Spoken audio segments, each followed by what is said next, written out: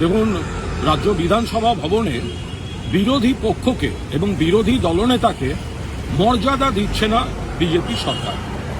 বিরোধী দলনেতা শ্রদ্ধেয় শোভনদেব চট্টোপাধ্যায় আজ শুক্রবারও তার নির্দিষ্ট ঘর এবং বিরোধীদের ঘর তারা খোলেনি।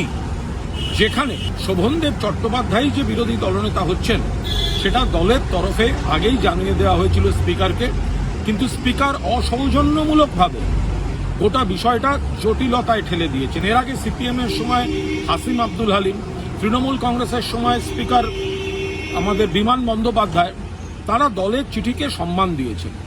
এখানে হঠাৎ নতুন জটিলতা, দলের মিনিটস, দলের সই, অভ্যন্তরীণ ডকুমেন্ট দেখতে চাই। তো তা সত্ত্বেও সংশ্লিষ্ট যা নথি শোভনদেব চট্টোপাধ্যায় গতকাল স্পিকারের সচিবালয়ে জমা দিয়ে দিয়েছেন।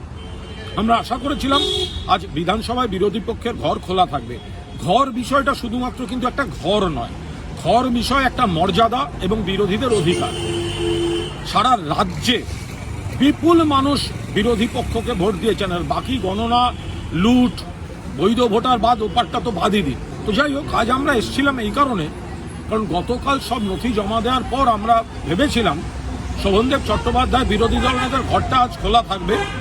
শোভনদা, মাননীয় বিরোধী দলনেতাকে আমরা ভেতরে ঢুকিয়ে তার আসনে বসাবো। সেই জন্য আমরা কয়েকজন এসেছিলাম। এসে আমরা অবাক যে এখানে পুরো বন্ধ, কোনো উত্তর নেই। বলছে স্পিকার কলকাতার বাইরে। আরে, তার সেক্রেটারিয়েটে কাগজ জমা দিয়েছে। আজকালকার দিনে কাগজ জমা দিলে তার ছবি পাঠানো বা আলোচনা করে নেওয়া কোনো প্রবলেম, ফলে খোলা হয়নি। তখন আমরা যে কজন ছিলাম, কারণ আমরা তো জানতাম না আজকে কোনো বিক্ষোভ কর্মসূচি করতে হবে, আমরা তো এসেছিলাম ওনাকে ঘরেই ঢোকাতে। তো ঘর বন্ধ, বলে আমরা কয়েকজন, আমরা ঘরের সামনে প্রতিবাদ কর্মসূচি, একটু ধর্ণা, কেন প্রতিবাদ আমরা সেগুলো জানিয়েছি এবং আমাদের দাবি অবিলম্বে বিরোধী দলনেতার ঘর এবং বিরোধী পক্ষের ঘর খুলে দিতে হবে, বসতে দিতে হবে, বিরোধীদের মর্যাদা দিতে হবে। তার কারণ একদিকে নির্বাচনোত্তর সন্ত্রাসে আমাদের বহু ব্যক্তি ঘর ছাড়া, প্রাণহানির ঘটনা ঘটেছে, বিধায়করা তা নিয়েও ব্যস্ত, তা নিয়ে একটা তাদের সব ব্যবস্থা করার একটা কাজ চলছে। অন্যদিকে মূল্যবৃদ্ধি ঘটিয়ে চলেছে কেন্দ্রীয় সরকার, অন্যদিকে সব মানুষকে, সব ধর্মকে সমানভাবে ধর্ম পালন করতে দেয়া না, সেটা হচ্ছে না। মাননীয় দলনেত্রী মমতা বন্দ্যোপাধ্যায় দলকে নিয়ে বসে যা নির্দেশ দিয়েছেন, মাননীয় সাধারণ সম্পাদক সর্বভারতীয় যা নির্দেশ দিয়েছেন, দল সেইভাবে নামছে। কিন্তু বিধানসভায় যেখানে, ভাবুন, যেদিন স্পিকার নির্বাচন হলো সেদিন রীতি অনুযায়ী একদিকে মুখ্যমন্ত্রী, একদিকে বিরোধী দলনেতা মানে শোভনদেব চট্টোপাধ্যায়, তাঁরা গিয়ে স্পিকারকে তাদের চেয়ারে বসিয়ে দিয়ে এলেন। তো সেখানে তো মান্যতা পেয়ে যাচ্ছেন শোভনদেব চট্টোপাধ্যায়।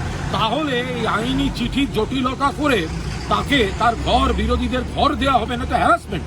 একদিকে বিরোধীদের ঘর দেওয়া হবে না, কন্ট্রোলের চেষ্টা, অন্যদিকে সরকারি কর্মচারীদের সার্কুলার, তারা মিডিয়ায় কথা বলতে পারবেন না, সরকারি নীতির বিরোধিতা করতে পারবেন না, সরকারি বিষয়ে কথা বলতে পারবেন না।